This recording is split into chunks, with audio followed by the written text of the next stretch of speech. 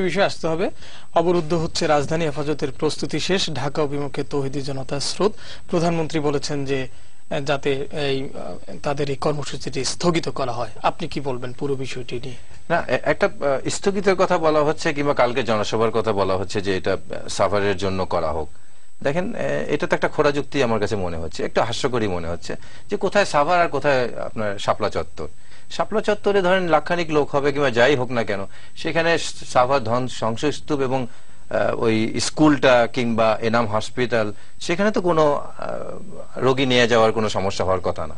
দ্বিতীয়ত যে হেফাজতের সাথে তো আপনার আজকে বিজেএমও বলেছে এটা প্রত্যাহার করার জন্য, সম্মিলিত সাংস্কৃতিক জোটও বলেছে, তো এটার সাথে বিজেপির তো কোনো সম্পর্ক হওয়ার কথা না।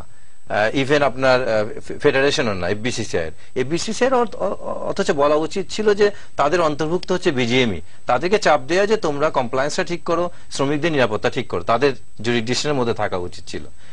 আর প্রধানমন্ত্রী যেটা বলেছেন, হ্যাঁ উনি একটা তো প্রস্তাব দিতেই পারেন, এবং উনি অনেকগুলা কথা বলেছেন যে উনি অনেকগুলো দাবি মেনেছেন, এবং উনি বলেছেন উনার দাদারও দাড়ি ছিল, দাড়ি টুপি নিয়ে করা ঠিক না।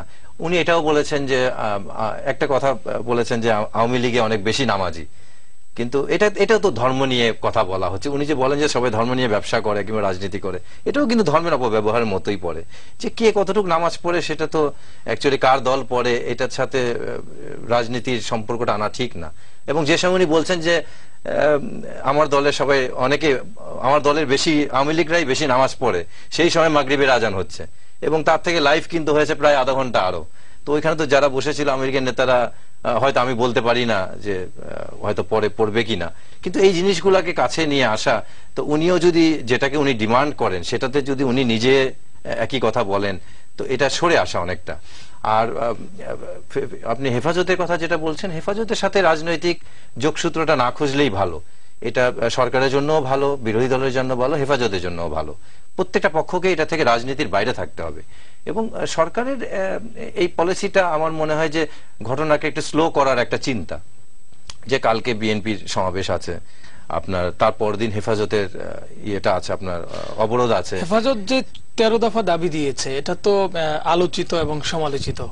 আপনি তাদের এই দাবিগুলো কিভাবে বিশ্লেষণ করছেন? না, সবাই তো বলছে যে এটা 13 দফা দাবি মানে 1300 বছর পিছিয়ে যাওয়া। অনেকেই বলছে যে এটা মধ্যযুগে ফিরে যাওয়া, এটা সম্ভব না, সংবিধানের সাথে সাংঘর্ষিক। যে দেখেন, যদি তাই ঘটতো, যদি 1300 বছর পিছিয়ে যাওয়া হতো, তাহলে 2006 সনে কিন্তু এই 13 দফার যে মূল 4টা দফা, সেটা কিন্তু বর্তমান আওয়ামী লীগ সরকার মেনে নিয়েছিল। আল্লামা শাইখুল হাদিস সাহেবের সাথে কিন্তু তারা চুক্তি করেছিল, তারা ক্ষমতায় গেলে এই যে ইসলাম বিরোধী কোন আইন করবে না, বিসমিল্লাহ রাখবে, যা যা আজকে বলা হচ্ছে এক্স্যাক্টলি তারা এটা করেছিল, তারপর এটা বাতিল করেছে। তো সরকারের অবস্থান তো এটা রয়েই গেছে। এবং আওয়ামী লীগও কিন্তু ইসলাম বিরোধী কোনো দল না, আপনাকে বুঝতে হবে। তারাও কিন্তু নির্বাচন সামনে, এটা যদি নির্বাচনের 2013-তে যদি আপনার হেফাজতটা না হতো, তাহলে কিন্তু পিটাইয়া শেষ করে দিত আওয়ামী লীগকে, বিএনপির মতো সব জেলে চলে যেত, ডান্ডা বেরি পরে একদম সমূলে নিপাত করে দিত। শুধু এটা ইলেকশনের বছর দেখেই কিন্তু সরকার এদেরকে সুযোগ দিচ্ছে, কারণ সামনে ইলেকশন, আপনাকে এটা 90% মুসলমানের দেশে আপনাকে ইসলাম রেখে নির্বাচন করতে হবে। কারণ বঙ্গবন্ধু 7ই মার্চের ভাষণে ইনশাল্লাহ বলেছেন, এবং উনি যখন ওয়াইসিতে গেছেন, ওনার দলের লোকজনরা, বামরা কিন্তু আপত্তি করেছিল ওয়াইসিতে জয়েনের সময়।